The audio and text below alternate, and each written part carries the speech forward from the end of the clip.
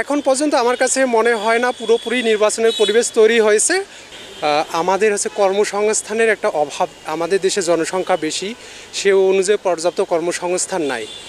দ্বিতীয় কথা, এখানে আমাদের নিরাপত্তাটা পুরোপুরি আমরা পাই না। বিদেশে যেরকম নিরাপত্তাটুকু পাই, আমরা এখানে একটা উদ্যোক্তা হব, দেখা যাবে যে একজন এসে আমরা পুকুরে মাছ চাষ করতেছি, পুকুরে বীজ দিয়ে চলে গেল। আমরা গাভী পালন করতেছি, গাভীকে বীজ দিয়ে হত্যা করা হলো। এরকম আমাদের মধ্যে, আমাদের বাঙালি জাতির মধ্যে এরকম কিছু প্রবণতা আছে যেটা অন্যের উন্নতি আমরা সহ্য করতে পারি না। এ কারণে মানুষ এক হচ্ছে কর্মসংস্থানের অভাব, দ্বিতীয় কথা নিরাপত্তাহীনতার অভাবে দেশ ছাড়তে চাচ্ছে। এছাড়া আমাদের দেশে পলিটিক্যাল যে স্টেবিলিটি, এই বিষয়টা প্রত্যক্ষ করা যায় না। দেখা যায় যে সরকার আসে, সরকার পরিবর্তন হয়, কিন্তু আমরা যে একটা সুন্দর সমাজ, সুন্দর পরিবেশ, সুন্দর রাষ্ট্র চাই, আমাদের যুব সমাজের এই প্রত্যাশাটা কখনো পূরণ হয় না। সব দিক থেকে যুব সমাজ একটা হতাশার মধ্যে থাকে। এই হতাশার মধ্যে থাকার কারণেই দেখা যায় যে দেশ ছাড়ার একটা প্রবণতা তৈরি হয়ে গেছে। এবং যারা অতি মেধাবী তারা হয়তো ডিগ্রি নিয়ে চলে যাচ্ছে, যারা কম মেধাবী বা যারা পড়ালেখার বাইরে, তারা হয়তো কাজ করার জন্য চলে যাচ্ছে। আমার ক্ষেত্রে এই বিষয়গুলো মনে হয় যে যুব সমাজ দেশ ছাড়ার অন্যতম কারণ।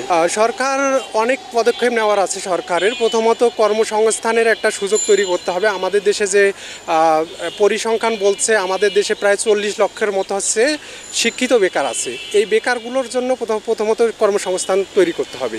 দ্বিতীয় কথা, যারা স্বল্প শিক্ষিত কিংবা অশিক্ষিত, তাদের জন্য বিভিন্ন রকম কারখানা বা কর্মপরিবেশ তৈরি করতে হবে। দ্বিতীয় কথা, বিদেশ যাওয়া মানেই যে খুব খারাপ ব্যাপার এমনটা না। আমরা আমাদের দেশের জনসংখ্যাটাকে আমরা জনসম্পদে পরিণত করতে পারি।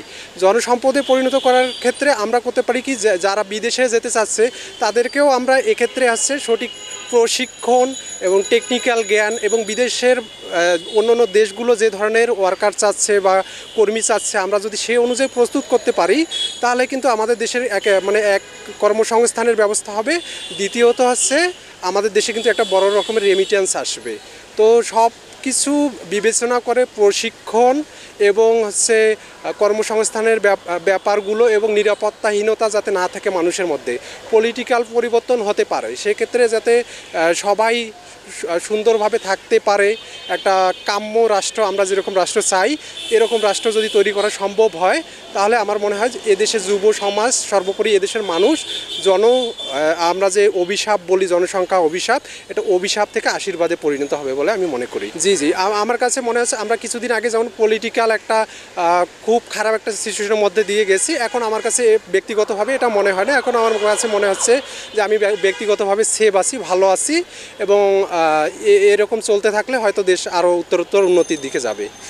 আমার মনে হয় দুটোই এগুতে হবে। এক, গণতন্ত্রের জন্য নির্বাচন প্রয়োজন আছে, দ্বিতীয় কথা আমাদের সংস্কারও প্রয়োজন আছে।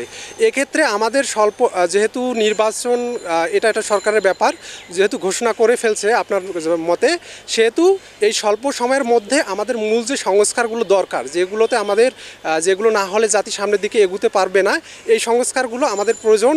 এই সংস্কারগুলো তো অগ্রাধিকার ভিত্তিতে শেষ করতে হবে। দেন একটা সুষ্ঠু নির্বাচনের পরিবেশ তৈরি হলে নির্বাচন অবশ্যই কাম্য। এখন পর্যন্ত আমার কাছে মনে হয় না পুরোপুরি নির্বাচনের পরিবেশ তৈরি হয়েছে। অবশ্য সেদিকে যাচ্ছে, হয়তো ধীরে ধীরে সেদিকে এগুতে পারে বলে আমার মনে হচ্ছে, কিন্তু আমার কাছে এখন পর্যন্ত নির্বাচনের পরিবেশ তৈরি হয়েছে বলে মনে হচ্ছে না।